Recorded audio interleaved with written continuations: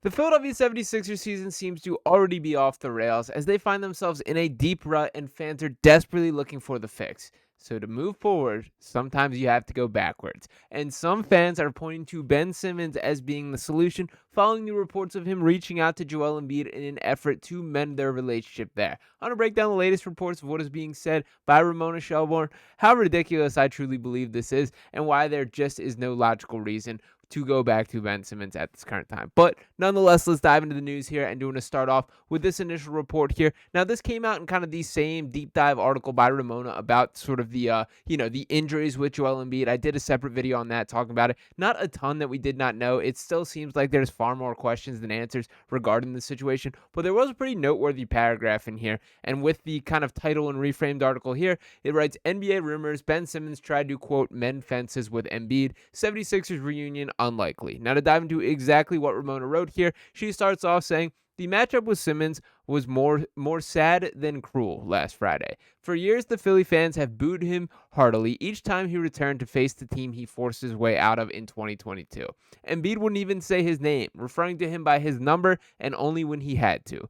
But so much has gone wrong for Simmons and his former team in the years they've been apart that Simmons' presence back in Philadelphia barely registered this time. He'd even reached out to Embiid and others last summer, league sources said, hoping to mend fences. Simmons, who is in the final year of his contract in Brooklyn, has shown how he can still impact a game with his passing, length, and defense. I think that's a stretch. But in the second quarter of the game, Friday, he also missed the rim on a layup attempt on a clip that quickly went viral, reminding everyone how his time in Philadelphia went awry. Could they ever try to figure it out together again?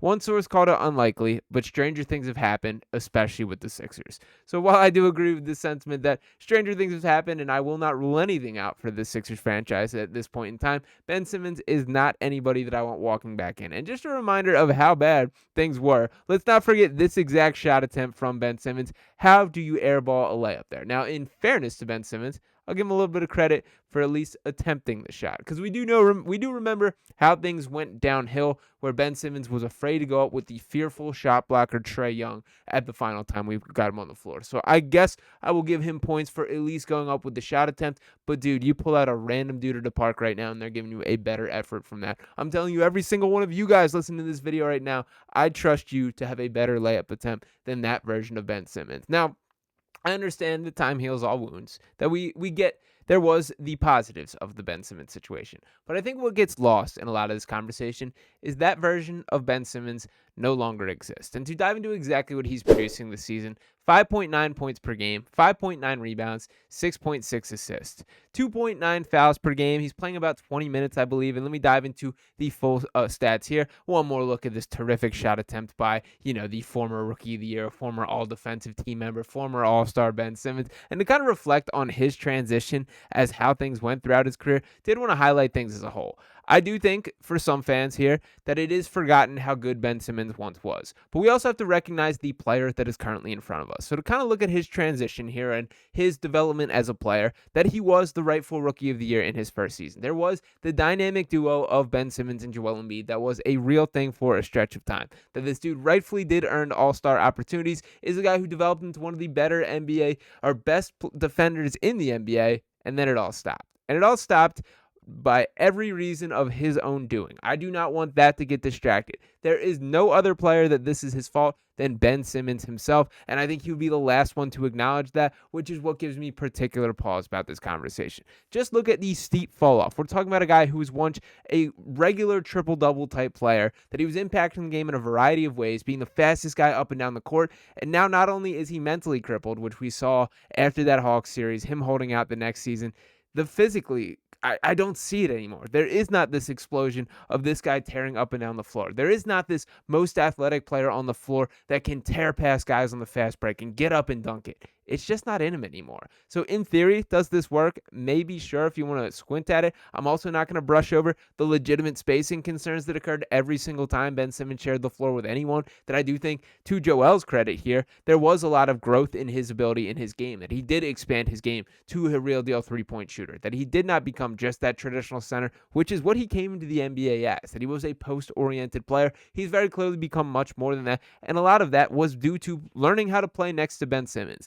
that I think for these specific reasons, we all remember cheering, begging for jump shots, any sort of three-point attempt, a standing ovation when you hit one against a team from China in an exhibition that we were fired up about. That all happened there. And let's also not brush over how bad things did get during that relationship. Now, to talk about what Joel said, as far as when things were falling out, first want to start off with the headline, kind of grabbing his quote here, saying 76ers Joel Embiid goes deep on Ben Simmons holdout, quote, weird, disappointing, borderline kind of disrespectful. And to pull up that entire quote here, did want to pull up this portion of it in which Embiid says, quote, but I'm really focused on the guys that are here. The situation is weird, disappointing, borderline kind of disrespectful to all the guys that are out fighting for their lives. Some guys rely on the team to be successful, to stay in the league and make money somehow. Because if you're on a winning team, you're always going to have a spot in the league, just because you're on a winning team and you contributed. Obviously, we're a better team with him. We're not a better team without him, that's for sure.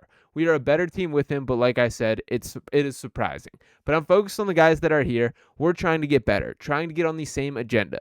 We know what we got to do, and every single day we got to attack it as we're trying to get better every single day. We are a better team with him. There's no question about it. We still hope that he changes his mind, but I kind of owe it to these guys to just worry about what we have here. That's the fun of this job. To kind of figure out what's going to happen, that's not my job. I'm not the GM. I'm not the owner, and that's none of my business, frankly, honestly. Now, the last part that I did want to bring into here is Ben Simmons' contract. That yes, his play has significantly depleted, but that monetary figure has not. That he's on the books for $40 million this year while averaging the triple single of 5.9, 5.9, and 6.6 assists per game. Now, is there a world where Ben Simmons can find it again? Maybe. I think that's going to take a whole lot of soul searching in a way that he is incapable of, but I do want to center it back to Ben Simmons is a large portion of where this all went wrong for Philadelphia. I don't mean that entirely as an indictment on Ben Simmons, but what it did was it sped up the timeline, it shifted the game plan, it forced this Sixers team to go in a variety of situations. And I think particularly when looking around the NBA today, it's pretty sad that that's how things played out. And when you think back to what is the ideal version of the process going right, it was with Ben Simmons and Joel Embiid leading the way. Now, that is obviously no longer the reality for a variety of reasons, and Joel Embiid's certainly not innocent in all of these conversations. It did not work there. But I think when you flip on a Boston Celtics game and you watch Jason Tatum and Jaylen Brown looking like the two best players on the floor, regardless of who their opponent is, and you think about the questions that were brought up with that same exact duo of can they coexist? Are they stylistically too similar? Frankly, the games of Ben Simmons and Joel Embiid were far more complimentary of the games of Jason Tatum and Jaylen Brown there. But you know what? They stuck with it. They found a way to make it work, and they got a championship ring on their finger and probably another one on their way this season because they trusted that process there. The Sixers were not afforded that luxury to stick it through. And yes, there were attempts. Yes, there were several seasons. And yes, there were some high highs there. That we remember the Raptors series, which, by the way, Ben Simmons was excellent in that series there. There's no doubt about it. He was very rarely until the very end was not the reason for this team falling short. But frankly, I do think his, being unhappy, his ruffling feathers, forced a ton of changes. And again, this is not just a Ben Simmons thing. You can point to a million reasons why things went south for this organization and why the process did not play out the way we all hoped. Markelle Fultz not turning into the one pick that he was expected to be. Sam Hinkie being chased out of town. Brian Colangelo having zero clue how to run a franchise, that you're making all the wrong decisions and talking about Joel Embiid on a burner and shortly after being fired for those reasons. Jahlil Okafor did not live up to the thing. There's a million directions that you can point for why this did not go right. But I can also tell you the reason to get it, or the way to get it back on track, is not hashing out those same exact reasons. I personally feel frustrated right now of it feels like Daryl Morey is playing out of the same playbook. Let's just run it back with Eric Gordon and Kyle Lowry. Maybe PJ Tucker is still kicking around. We'll throw him in the mix. We've had success with him before. Let's try something new. Let's think outside the box. If you actually want to get this team back on track for this season and for this era of Sixers basketball, let's get a little creative here. This is not running it back with a washed up 27-year-old or 28-year-old, or he's probably older than that at this point. In fact, to check on exact Ben Simmons' age, 28, going to be 29 by the end of the season. And that also brings back the contract question here. Now, to be direct here and to pull this up once again,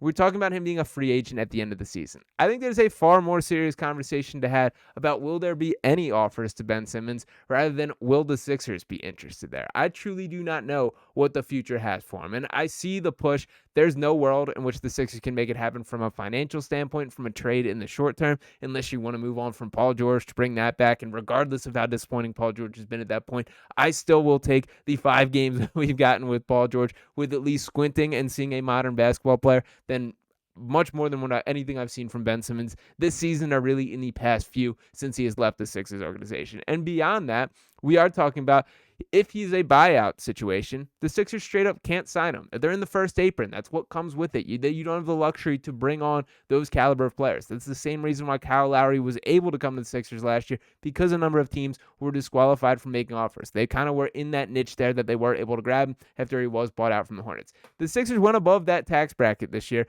by bringing in Paul George, by giving Tyrese Maxey that contract, by this being the all-in season, and obviously that has backfired to the fullest extent here. But I do hope for the final time, and it feels about the 5th time I'm saying it at this point, but I hope this is the last time I have to talk about Ben Simmons in connection to the Sixers. I personally was sick of the act by the time that it happened. And I will also speak to, at this point in time, for the Doc Rivers through Ben Simmons under the bus crowd. At that point in time, I was on the beat covering this team, doing the interviews, doing the post-game things, and Doc Rivers, the first thing out of his mouth every single press conference was about how complimentary he was of Ben Simmons, all the things he does to impact winning, until the very end. When he was passing up that dunk attempt, once again, at the fearful Trae Young as rim protector, that changed everything for this franchise. I think in the grand scheme of things, if they do not find a way to get this back on track for the moving forward for the Sixers team, you can look at that as kind of the last straw for me. That, yes, we saw it with James Harden. You can point to that Celtics series. Again, there's a million ways that things went wrong for this Sixers team, but there's no world in which bringing back Ben Simmons is the fix to any of that. So I hope this put those conversations to bed for that. I do not want to hear any more about Ben Simmons potentially returning to the team. Again, I do not want it to get brushed under the radar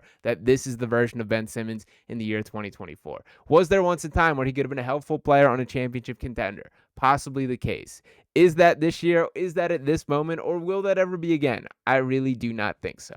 But let me know what you guys think in the comments. Are you as fired up about it as I am? I personally am so sick of the Ben Simmons conversations. I feel almost sad watching the version of him that exists in the NBA to this day. Feels to me, and this is kind of a messed up comparison, but when you kind of hit a deer in your car and you just see it like limping off into the woods and you just feel bad about it, it's like, that's it. It's over. That's how I feel watching Ben Simmons play basketball. The version of him that was once sprinting up and down the court, galloping, and, off the quickest man, most athletic man out there, he's just not in there anymore. And it's really sad. It's unfortunate. That's how it is. But there should be no lifeline from the Philadelphia 70s organization to help recoup that at this point in time. Let me know what you guys think in the comments. Appreciate each and every one of you guys tuning in as always. Make sure you smash a like on this video if you have not already. Subscribe to the channel if you haven't yet. And we talk with you next time right here on Sixers Digest. Peace.